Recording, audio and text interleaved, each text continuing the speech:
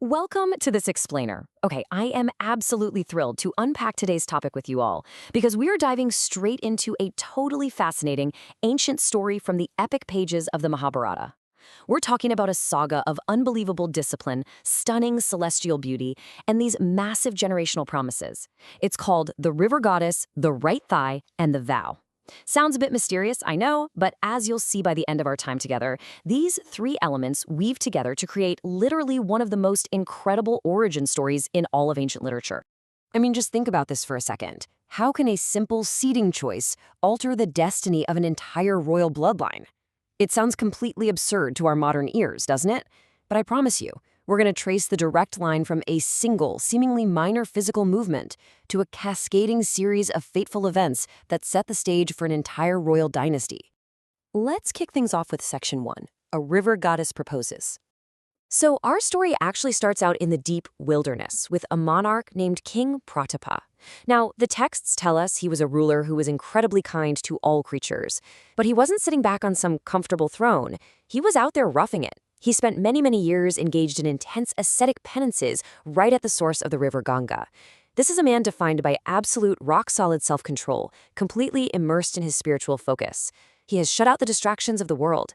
But as it turns out, the world has other plans for him. Because suddenly, out of nowhere, the accomplished and lovely river goddess, Ganga herself, rises from the waters, and she assumes the form of a celestial maiden of just ravishing, unmatched beauty. She walks right up to this meditating royal sage and boldly makes her move. She says, "I desire thee, O king, for my husband. O foremost one of the Kurus, be mine."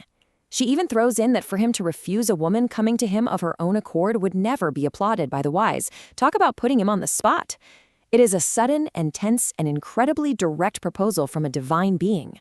Which brings us to a really fascinating cultural complication in Section 2, the rule of the thighs. Okay, this is where the entire destiny of the bloodline completely pivots. When Ganga approached the king, she actually physically sat upon his right thigh. Now, the source text describes this thigh as possessing the manly strength of a veritable solid tree, which is a great detail. But by choosing the right thigh, she accidentally disqualified herself. You see, in the strict ancient code of etiquette, the left lap is exclusively reserved for the wife. The right thigh, on the other hand, is the designated seat for daughters and daughters-in-law.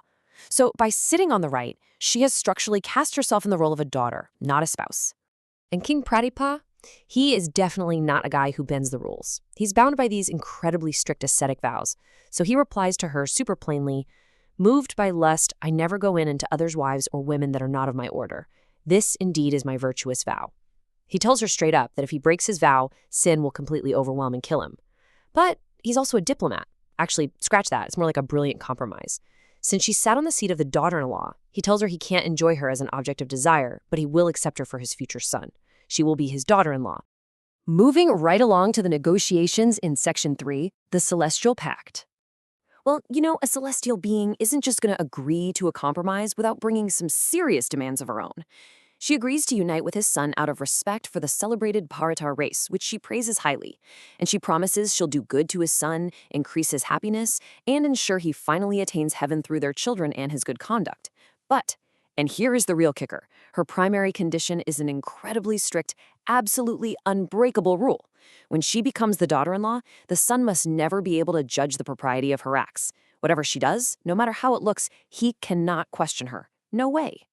With that incredibly heavy pact made, she simply disappears right then and there. And now the timeline shifts in Section 4, passing the torch. Think about this for a second. King Pratipa is now stuck waiting to fulfill a promise to a divine being for a son he doesn't even have yet. So Pratipa and his wife engage in even further austerities, deeply desiring offspring. And finally, when they've grown old, a son is born to them. His given name is Mahabharata, but he becomes known as Santanu. He earns this specific name because he was born after his father had perfectly controlled his passions through all those ascetic penances. Santanu grows up deeply devoted to virtue, knowing for sure that indestructible bliss is acquired by one's deeds alone. Just look at the sheer scale of this story's timeline.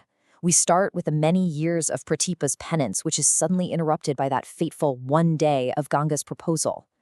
Decades pass into Pratipa's old age before Santanu is finally born. As Santanu reaches his youth, he's crowned king. And finally, the stage is perfectly set for another highly consequential one day when Santanu goes out hunting. The generational torch has officially been passed. So here's the absolutely crucial point to take away from this. Look at the incredible burden placed on Shantanu before that hunting trip. When Shantanu is still just a youth, Pratipa tells him all about this celestial damsel. Pratipa commands him and actually installs him on the throne right after this, saying that if he meets this fair-complexioned woman in secret, he must accept her as his wife. He is strictly ordered. Do not ask who she is, do not ask where she is from, and above all else, do not judge the propriety or impropriety of her actions. Just accept her. With that huge, blind command laid upon his son, Pratipa retires into the woods. And that perfectly sets the stage for Section 5, a fateful encounter. King Santanu is now all grown up, ruling the kingdom, and the guy is literally addicted to hunting in the woods.